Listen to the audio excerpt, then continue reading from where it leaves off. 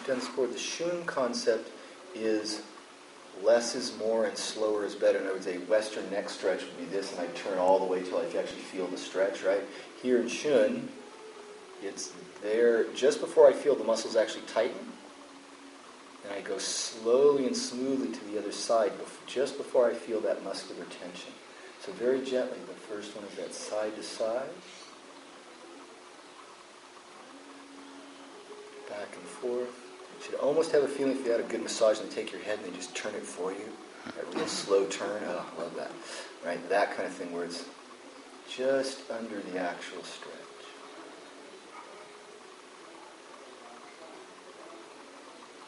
Breathing gently as we turn our head.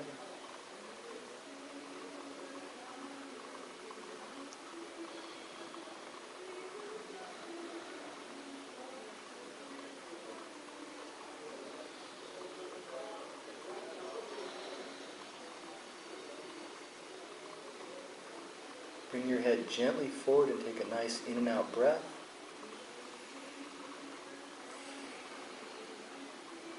And focusing at the tip of our nose, we're going to make a gentle spiral out in one direction. It's important. I could go bigger with my nose, but it's that same thing. I'm not over cranking my neck. And once I reach the outside, of course, I circle the other direction smaller, back and forth.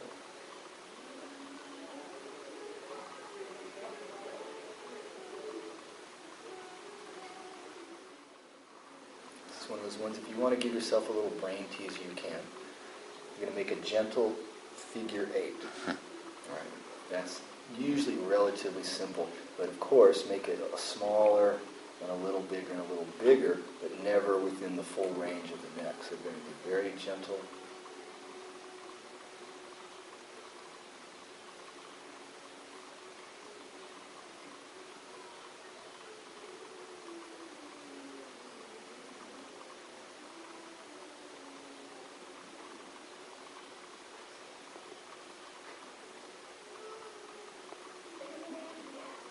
Now here's the fun part, of course.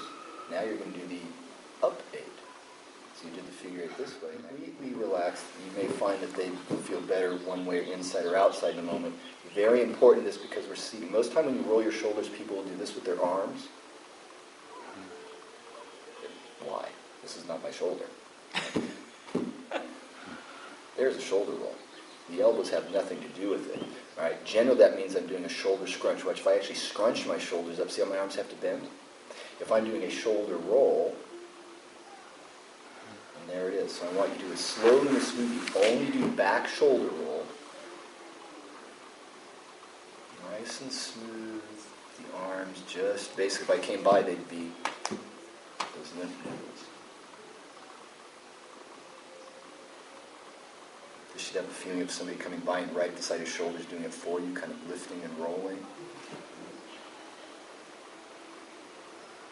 So it gets back to that. The more extreme you do it, the more the arms are going to want to engage. The more I just think about a small shoulder roll back.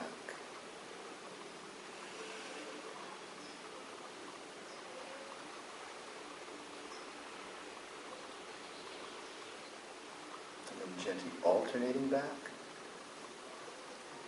And using just the shoulder, the elbow doesn't bend.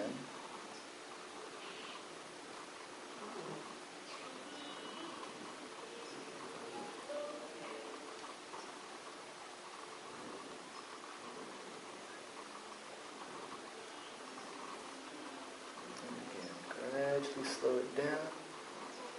Take a nice in and out breath as we stop.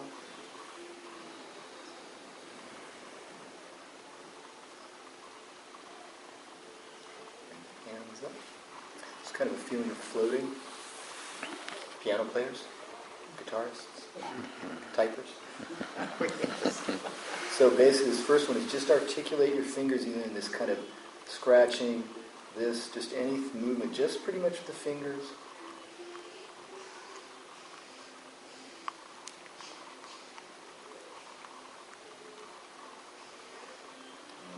Dangle. Now flop the wrist slightly. My favorite, hang your arms out like the scarecrow posture, and just from here, like wind chimes, let the hands and elbows circle. And And every so often stop.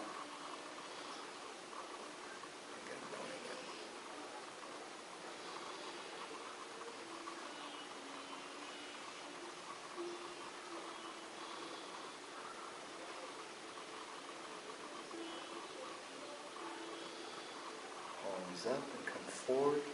And we're all familiar as we start with the largest parting circle, which looks like our breaststroke, right? The main thing you want to worry about is keeping your elbows lower than your shoulders. The more I can articulate the hands, the better. There's the wrists, curl the elbows. Exactly. And now we make the wrists and arms more serpentine. We want to then multiply, if we can, the outward reaching spiral. Changing, of course, the width and the direction next to the side bodies. Multiple rolling. Exactly. So just keep flowing with this as much articulation as you can. Sometimes returning to a single large circle if it feels right. Again, side bodies, multiples. Of course, gather inward. Remember, we can draw either to our true center below the belly button or to the line of the heart, keeping the elbows down. And the same thing, I want to go large into the side bodies and multiples. Talking about that fishtail feeling before, the more you can lead this one from the pinky all the way in.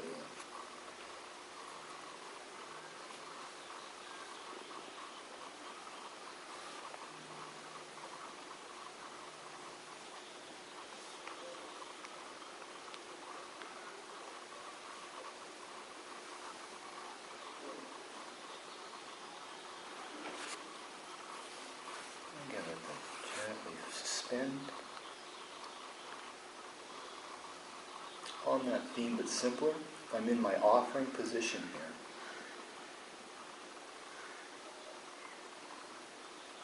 Now, I'm going to turn sideways here. It already happens, but as I do this, the arms will slightly want to feel like they want to push forward. And you want to do that, but they'll notice they actually push slightly in and down, they don't come up.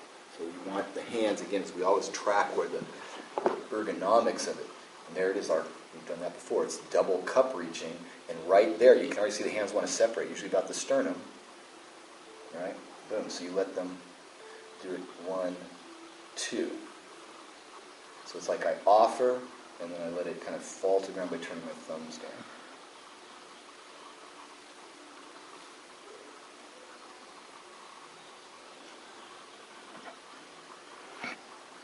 You can feel as I begin to push, I could lock my elbows, but I push just, if there's going to be that place, there it is on me. You feel kind of the bicep and everything, and the springiness. That's where you want to stop. If I stretch it too much, the body draws forward, right? That's that structural place. If something bounced into it, that's that shock absorber. Same thing here. I have that buoyancy feeling.